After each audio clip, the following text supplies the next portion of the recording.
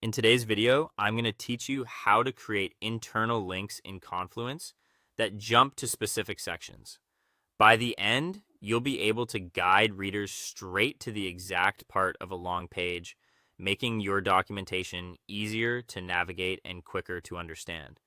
Start by opening the Confluence page where you want to add the internal link. Make sure you're on the correct page and have permission to edit it. Once you're there, click Edit to open the page in the editor.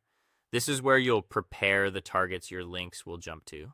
Next, add headings or anchors to the sections you want to link to. The simplest option is to add a clear heading above the target content, like a heading for overview or troubleshooting. Confluence automatically generates anchors for headings, which makes them easy to link to. If you need a custom target that's not a heading, use an anchor macro and give it a short, unique name. Keep names simple, avoid spaces and special characters, so your links remain clean and dependable. Now copy the link to the specific heading or anchor.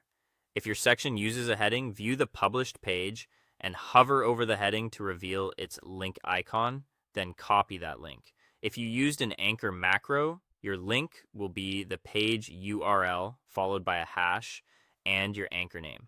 For example, it will look like the page address plus and hashtag your anchor name. This format tells Confluence to scroll directly to that location. Return to the editor and highlight the text that should take readers to that section.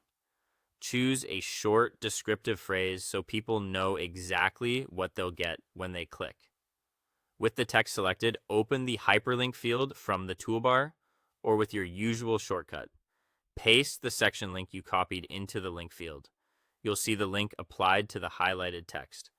Double check that it points to the correct page and anchor fragment. When you're done, click Publish to save your changes. It's important to test the link now.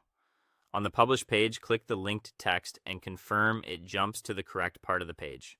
If it doesn't, verify that the heading or anchor name hasn't changed. Watch out for capitalization or spacing differences and copy the link again from the published view to avoid typos. That's it. Your internal link is ready.